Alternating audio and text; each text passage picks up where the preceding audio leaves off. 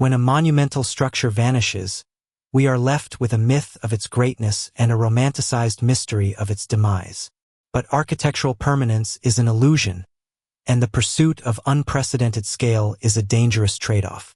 The very ambition that makes a building legendary, its complexity, its material expense, its sheer size, also creates the precise vulnerabilities that guarantee its destruction. This is not a tour of lost wonders. It is a forensic investigation into architectural mortality. Our analysis begins with a decision tree. When a structure collapses, we must first determine the agent of its failure. Was it an inherent flaw in the system, a failure of engineering where the laws of physics were miscalculated or ignored? Was it an environmental catastrophe, where seismic events or natural disasters overwhelmed a design that was fundamentally unprepared? Or was it an act of human agency, where political instability, war, or simple malice turned a monument into a target? By examining the evidence in each case, we move past the legends to diagnose the cold mechanics of collapse, revealing how structures built to be eternal became predictable points of failure. The first case file opens in Alexandria, 3rd century BCE. The city's harbor was a death trap of submerged rocks. The solution proposed by Ptolemy II was not a prayer to Poseidon, but a machine, the Pharos lighthouse. This was the first major structure in history built not for worship or ego, but for a single technological purpose: to save lives. Its design was a system, a 140-meter tower, the height of a modern 45-story building, was constructed from massive blocks of white marble. It stood in 3 distinct sections: a square base, an octagonal middle, and a cylindrical top. The true innovation, however, was its optical engine. Legends spoke of a magic eye or a concentrated beam of divine anger capable of incinerating enemy ships. The reality was a feat of applied physics. At the tower's apex, behind a massive bonfire, engineers installed a system of concave mirrors forged from polished bronze. The curvature of these surfaces was precisely calculated to collect the scattered light from the fire and focus it into a single, dense beam. This beam was reportedly visible up to 50 kilometers away, a testament to engineering, not mysticism. But the design had a fatal vulnerability. The lighthouse stood for over 500 years, surviving dozens of wars, but it was built in a seismically active zone. Its rigid stone construction was inherently brittle against the sheer forces of an earthquake. The system began to fail in 956 AD, when major tremors caused significant structural cracks. A series of subsequent earthquakes inflicted further damage, until a final, catastrophic event in 1323 AD completed the destruction. The ruins tumbled into the harbor, transitioning from a global landmark to underwater debris. For 500 years, the lighthouse was dismissed as a legend. Then, in 1994, French archaeologist Jean-Yves Empereur and his dive team found the proof. At a depth of just 6 meters, they discovered enormous stone blocks, some weighing 70 tons, alongside fragments of columns and statues. The machine was real. Its wreckage is now part of the seabed. While the Pharos failed as a rigid stone system, our next case examines a structure lost not to seismic shock, but to its own intrinsic value and material fragility. The Amber Room was not a building, but a treasure masquerading as architecture. Its walls were paneled with over 6 tons of carved amber, fossilized tree resin. Choosing amber for construction is a deliberate trade-off, sacrificing all structural integrity for unparalleled aesthetic opulence. It was a room designed to be priceless, and therefore designed to be stolen. This inherent weakness defined its fate. Amber is brittle, sensitive to temperature, and prone to crumbling. When German forces advanced on the Catherine Palace in 1941, Soviet curators deemed the panels too fragile to move, fearing they would disintegrate from vibrations during transport. Their attempt to camouflage the room with wallpaper failed. A specialized Nazi unit, fully aware of its location and value, professionally dismantled the entire room in a methodical 36-hour operation. The panels were packed into crates and shipped to Königsberg Castle for reassembly. This was not random looting. It was a precision extraction. There, it was last seen intact. The official record states the room was incinerated when the castle was shelled and burned in 1945. But the forensic evidence contradicts this neat conclusion. Amber is organic. When 6 tons of it burns, it produces a massive volume of dense, acrid smoke with an unmistakable pine resin odor. Multiple eyewitnesses to the castle fire confirmed no such smell. This single sensory detail casts extreme doubt on the official story. The room was likely moved before the fire. The recovery of an original mosaic from the room in Germany in the 1990s proves at least parts of it were separated and survived. The room wasn't vaporized. It was atomized. Its immense value ensured it was broken apart, with most panels likely decaying into dust in damp basements, victims of neglect, not a final fiery end. Where the amber room was dismantled piece by piece, our next structure was annihilated in a single catastrophic event. The Crystal Palace, a symbol of Victorian Britain's industrial might, demonstrates a different kind of failure, one where advanced design creates its own unique, fatal vulnerability. Built for the Great Exhibition of 1851, it was the world's first major modular building, a testament to modernity assembled from cast iron and nearly 300,000 panes of glass. It was perceived as a fireproof structure. This assumption was incorrect. The building's core design flaw was hidden from sight. To level the vast exhibition floor, its architect laid millions of wooden floorboards over a continuous, hollow space. This created a network of voids running the entire 564-meter length of the building. These were not just empty spaces. They were perfectly engineered aerodynamic chimneys, waiting for a spark. On November 30th, 1936, that spark arrived. A small fire, reportedly starting from a minor electrical fault or a discarded cigarette in an office, ignited the dry, aged timber of the floor. The fire spread with impossible speed, fed by the constant supply of oxygen funneled through the subfloor voids. It became a self-sustaining inferno. The materials of modernity failed under the extreme thermal stress. The immense heat caused the cast iron support columns to lose their tensile strength, buckle, and melt. The glass panes, which gave the palace its name, did not contain the blaze. They shattered violently, creating a blizzard of incandescent shards that rained down as the structure collapsed. The glow was visible 80 kilometers away.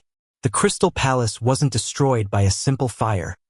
It was consumed by a blaze that its own innovative design had perfected. The paradox is that the very features that made it a modern marvel, its scale and rapid construction, also made it a perfect furnace. From industrial iron and glass, we turn to organic wood and silk. Where the Crystal Palace was a single hall, the Tang Dynasty's Daming Palace was a sprawling city within a city, an architectural statement of power so vast its scale borders on mythological. This was not a building. It was a 2-square-kilometer political ecosystem, over 4 times the size of Beijing's Forbidden City. The hubris was not just in its footprint, but in its engineering. Its grand halls were assembled without metal fasteners, using a sophisticated system of interlocking wooden brackets called dugong. This technique allowed for immense, ornate roofs to be supported by massive timber columns, demonstrating incredible craftsmanship. It also meant the entire complex was a single, continuous fuel source. This monumental scale was its primary vulnerability. A palace designed as the celestial center of the world becomes a singular target for anyone wishing to destroy that world. Its existence was tied directly to the stability of the dynasty that built it. In 881 AD, during the Huang Chao rebellion, that political system collapsed. The rebels didn't just capture the capital. They systematically erased its most potent symbol. The wooden city, built over decades, became a colossal pyre. The fire burned for weeks, consuming the cedar columns, silk-lined walls, and priceless state archives. The architectural expression of imperial power was annihilated by political volatility. By the 10th century, nothing remained but scorched earth. The capital was abandoned, and the palace ruins were buried, eventually becoming indistinct hills where farmers grew crops, unaware of the foundations beneath their feet. For centuries, historical accounts of its size were treated as exaggeration. That changed in the mid-20th century. Archaeological excavations unearthed foundations that perfectly matched the dimensions described in ancient texts. Investigators found the massive stone plinths for the columns, confirming the legends of its impossible scale were not legends. They were forensic facts. The palace proves that when a structure is built to embody a political system, its survival is dependent on that system's permanence. When the dynasty fell, the palace was not just destroyed, it was executed. Where political volatility executed a palace of wood, the laws of physics toppled a god of metal. After the people of Rhodes survived a massive siege in 305 BCE, they sold the enemy's abandoned war machines to finance a monument to their victory. The result was the Colossus, a 33-meter-tall bronze statue of the sun god Helios. It was intended as a symbol of freedom, but its collapse serves as a case study in structural miscalculation. First, the iconic image of the Colossus straddling the harbor is a fantasy, a romantic invention from later centuries. Modern structural analysis confirms this stance would have been impossible. The immense weight of the iron framework and bronze cladding, distributed over such a wide, unsupported span, would have caused the statue to buckle and collapse under its own load. It would have blocked the very harbor it was meant to celebrate. Forensic logic dictates it stood on a single marble pedestal on land, overlooking the water. The true engineering error was internal and absolute. The statue was built around a rigid iron skeleton, to which shaped bronze plates were attached. Its engineer, Chairs of Lindos, created a top-heavy structure with a critical vulnerability. He failed to account for dynamic loads. The iron of the period was brittle, and the rigid frame possessed no flexibility to dissipate the energy from wind shear or seismic tremors. In 226 BCE, only 54 years after its completion, an earthquake struck Rhodes. The ground shook, the unyielding frame could not bend, and the statue snapped at its weakest structural point, the knees. The bronze god crashed to the earth. For almost 9 centuries, its massive ruins lay where they fell, a tourist attraction famous for its scale. Its end was not mythical but transactional. In 654 AD, Arab forces captured the island, saw not a fallen wonder but a resource, and dismantled the remains. The scrap metal was sold to a merchant, who, according to historical accounts, required a caravan of 900 camels to haul it away. The monument wasn't felled by an angry god. It was a predictable structural failure, its raw materials ultimately reclaimed by commerce. Our final case file moves beyond engineering flaws and political collapse to a more intimate form of destruction. The Temple of Artemis at Ephesus was not felled by an earthquake or a rebellion, but by a single man's desire for fame. Its destruction is a forensic study in the malice of legacy, where the vulnerability wasn't structural but psychological. Built over 120 years from pure white marble, the temple was 4 times the size of Athens' Parthenon. Its scale presented immense engineering challenges, particularly how to place the massive, fragile marble architraves atop 20-meter-high columns without shattering them. The solution was ingenious. Builders would place the heavy blocks on top of tightly packed sandbags, then slowly release the sand, allowing the stone to settle gently and precisely into place. The structure was considered one of the safest places in the ancient world, a divine bank where kings and merchants stored their wealth, believing no one would dare profane the goddess's home. That belief was proven false on a single night in 356 BCE. A local man named Herostratus set the temple ablaze. He wasn't a thief or a foreign agent. His motive, confessed under torture, was simply to ensure his name would be remembered forever. He had identified the temple's single point of failure. While its walls and columns were stone, its massive roof was framed with cedar timber, likely treated with oil to protect it from moisture. The structure ignited like a torch. In response to this act of pure ego, the authorities of Ephesus issued a damnatio memoriae, officially forbidding anyone from ever speaking Herostratus's name, under penalty of death.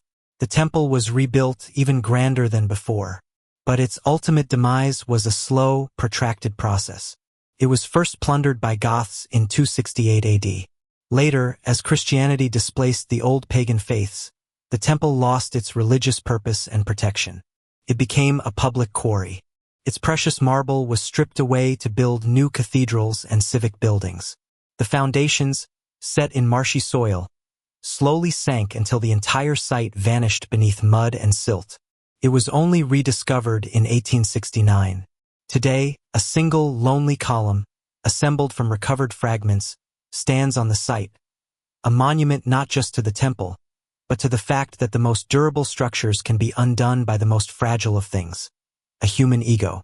The forensic evidence from these cases reveals a single verdict. Each monumental failure, from the Colossus of Rhodes to the Crystal Palace, stemmed from the same core delusion, the belief that it was an exception. Builders assumed their ambition could suspend the laws of physics, the volatility of politics, or the predictability of human nature. This arrogance is the true agent of destruction. Architectural mortality isn't a mystery. It's a correction. The cycle of construction and erasure is simply the planet reclaiming raw materials, waiting for the next grand structure built on the same flawed premise of permanence.